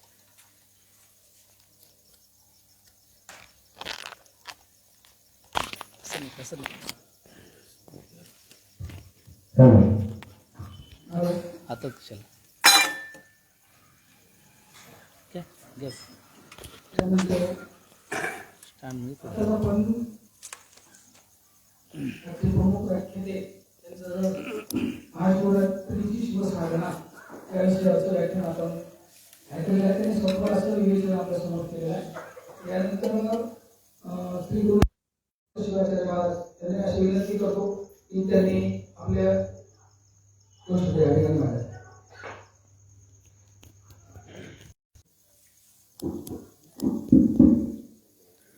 श्री गुरुभ्यो नमः. आज गणाचार मठ संस्थान येथे 15व्या पट्टाभिषेक वर्धापन दिवसानिमित्त आयोजित व्याख्यानाचे सायंकाळचे संदर्भामध्ये उपस्थित होऊन आशीर्वाद देण्याकरिता आलेले आत्मीय मित्र सिद्धलिंग शिवाचार्य महासमेश देवणीकर यांना वंदन करतो. तसेच सुंदर असा शिवरात्रीचं साधना ह्या विषयावर आत्तापर्यंत सुंदर आणि मार्मिक असे विषयावर तुम्हा सर्वांना सुंदर असं मार्गदर्शन केलेले वीरशैव संप्रदायातले गाडे अभ्यासक नव्या मराठी वाङ्मयामध्ये वीरशैवांचे अनेक ग्रंथावर चिंतन मांडलेले या वीरशैव संप्रदायातले ज्येष्ठ आणि श्रेष्ठ असे व्यक्तिमत्व असलेले आजचे व्याख्याते श्रीयुत पंडित शिवप्पा खके गुरुजी, सर्व मठाचे सर्व ट्रस्टी मंडळ उपस्थित, सर्व सद्भक्त मंडळी, माता भगिनी, नवतरुण. गणाचार मठ संस्थांच्या वतीनं हा कार्यक्रम प्रतिवर्ष छोटासा या ठिकाणी साजरे केले जातो. वार्षिक अशी हा कार्यक्रम साजरे करत असताना विशेष म्हणून 5वा आणि 12व्या वर्षाचे पटाभिषेक वर्धंती महोत्सव खूप सुंदर असं नियोजन सर्व सद्भक्तांनी मिळून केले होते. 12 वर्षाचे कार्यक्रम संपन्न होत असताना अनेक लोकांच्या मनामध्ये असं आलं की मठामधून वर्षाचे 12 महिन्यामध्ये किमान 10 कार्यक्रम चालू असतो, परंतु 10ही कार्यक्रम धार्मिक अधिष्ठानावरच चालतो, परंतु एकतर कार्यक्रम या सामाजिक प्रबोधनपर व्हावा अशी विचार मांडल्यानंतर या 12 वर्षाची पट्टाभिषेक वर्धापन दिवसाच्या निमित्तानं सर्वांनी मिळून एक संकल्प आम्ही घेतलो. तो म्हणजे 24 फेब्रुवारीला श्रीमठातून एक व्याख्यानमाला चालावा असे एक संकल्प सगळेजण आम्ही घेतलं. तर पहिला पुष्प म्हणून या मुखेडच नव्हे तर अनेक भागामध्ये जाऊन खूप गाडे अभ्यासक म्हणून नामांकित असलेले श्रीयुत विवेक गळसाशी सरांचे सुद्धा व्याख्यान सलग 3 दिवस या सर्व मुखेड्यातल्या श्रोत्यांना ऐकण्याची एक चांगला संधी श्रीमठाचे सर्वांनी तुम्हा सर्वांना आणून दिली. म्हणजे पहा, एक विवेक गळसाशी सारखे एक श्रेष्ठ साहित्यिक गाड्या अभ्यासक मुखेडसारख्या ठिकाणी येऊन 3 दिवस शिवतत्वावर सुंदर असं त्यांनी व्याख्यान दिले. ते झाल्यानंतर आम्हालाही वाटत होतं परत पुढचंही 24 फेब्रुवारीला कार्यक्रम घ्यावा म्हणून, परंतु ह्या कोविड महामारीमुळं आम्हाला काही करता आले नाही. पण ह्यावेळी मात्र आम्हाला असं एक संधी मिळालं, तर ह्या 24 फेब्रुवारीला चांगला व्याख्यानमाला असं चालवायचं असेल तर चांगलं अभ्यासू व्याख्यातांना आणलं पाहिजे. त्या दृष्टीनं बैठकीमध्ये चर्चा केल्यानंतर सर्वांच्या समोर एकमेव नाव आलं, तो म्हणजे शिवप्पा खके गुरुजी. सगळ्यांना माहिती आहे वीरशैव संप्रदायातलं वीरशैव साहित्यिक म्हणून आम्ही पाहत असताना ह्या महाराष्ट्रामध्ये मोजके साहित्यिक आहेत. त्याच्यामध्ये शेदे पसारकरांचे आज मी श्रद्धांजलीचं कार्यक्रमसुद्धा घेतलो. शेदे पसारकर म्हणजे तेही सुद्धा खके गुरुसारखे एक तोडीचे एक अभ्यासक होते. मग त्यांची श्रद्धांजलीच्या बरोबरही सुद्धा आज खके गुरुजींची एक चांगला या शिवतत्वावर ऐकण्याची संधी तुम्हा आम्हा सर्वांना मिळाला. तर भाविको, गणाचार मठ संस्थान म्हणजे फक्त आध्यात्मिक किंवा पारमार्थिक एवढं चिंतन करायला नाही, तर हा गणाचार मठ सामाजिक चिंतन देखील करणारा आहे हे दाखवायचं असेल तर 24 फेब्रुवारी म्हणजे व्याख्यानमालाचे कार्यक्रम अखंड आणि अबाधित आम्हा सर्वांना ठेवावा लागतो. म्हणून ह्या वर्षी घाईघाईनं आम्ही चालू केलं. खूप घाईघाईनं झालं हे कार्यक्रम, कारण कोविड आहे, चालू करावा का नाही, घ्यावा का नाही, या म्हणता सुद्धा आम्हाला वेळ कमी पडला. म्हणूनच आम्ही काय केलं, कार्यक्रमाची थोडाफार बदल करून आम्ही ह्याच मठातलं जे काही वरी आपलं गणेश मंदिर आहे त्यासमोर आम्ही घेतलं. रूप छोटासा असेल परंतु व्याख्यात्यांची जे काही व्याख्यान आहे, शिवतत्वावर जे काही विचार आहे ते फार मोठ्या पद्धतीनं गुरुजींनी आम्हाला सर्वांच्या समोर ठेवलेलं आहे. म्हणजे सर्वपरीनं गुरुजींनी स्पर्श करण्याचे प्रयत्न केले. म्हणजे शिव कोण आहेत, कारण आपला हा माघ महिना आहे, शिवरात्री आहे.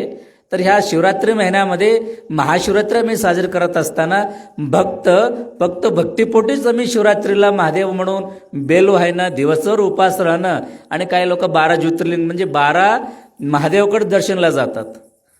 इथं अनेक लिंगावण मामासारखं अनेक लोक आहेत, त्यांना प्रश्न पडते 12 महादेव आणि एक महादेवात काय फरक आहे. गुरुजींनी त्यांनी प्रश्न उत्तर देऊन टाकले. 12 देव आणि एक देव काही फरक नाही.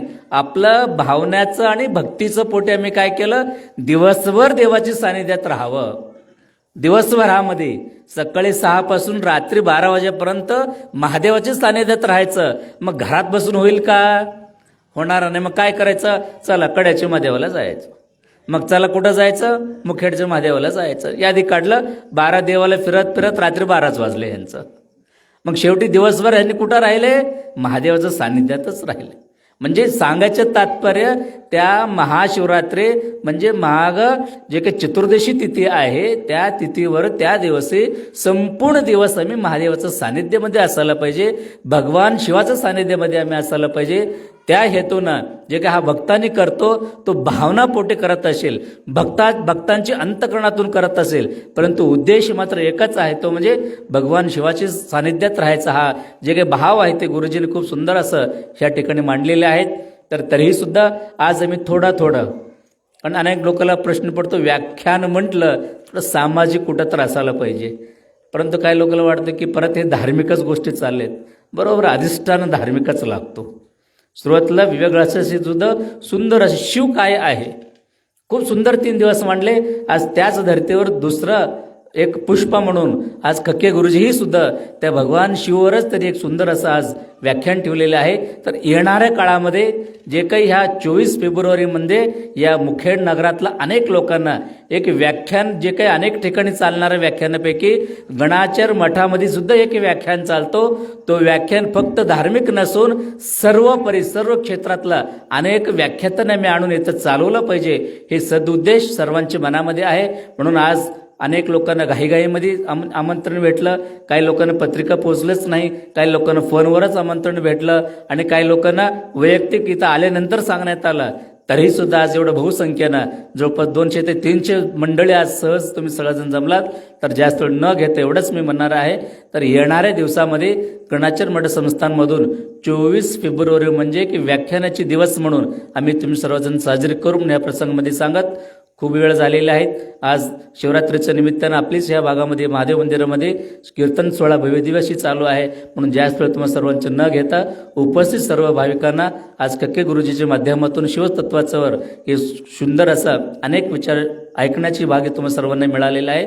तर ह्याच पद्धतीनं श्रीमठासाठी कधी कधी तुम्हाला आवाज येईल त्या वेळामध्ये तुम्ही श्रीमठासाठी सर्वजण संलग्न होऊन श्रीमठासाठी तत्पर राहावं सेवेसाठी म्हणून या प्रसंगी सांगून माझा ह्या वाणीला विराम देतो. शिवाम भयात.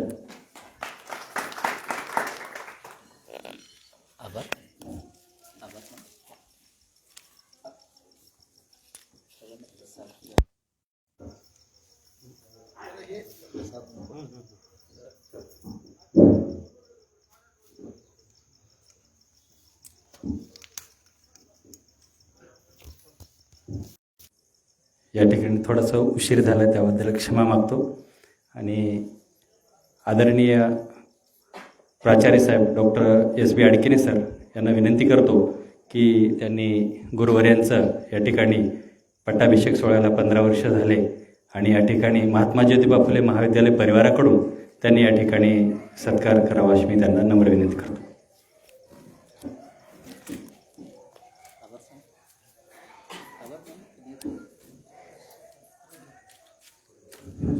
गणाचार्य मठ संस्थान मुखेडतर्फे आयोजित डॉक्टर विरूपाक्ष शिवाचार्य महाराज यांच्या पट्टाभिषेक सोहळ्याच्या 15व्या वर्धापन दिनानिमित्त आज हे व्याख्यानमाला या मठामध्ये आयोजित करण्यात आली होती. यासाठी आपण सर्वजण एवढ्या मोठ्या संख्येने उपस्थित राहिलात त्याबद्दल आपल्या सर्वांचे मी आभार मानतो आणि कार्यक्रम संपला असं जाहीर करतो. सर्वांसाठी प्रसाद ठेवलेला आहे. कृपया सर्वांनी प्रसाद घेऊन मग जायचं आहे.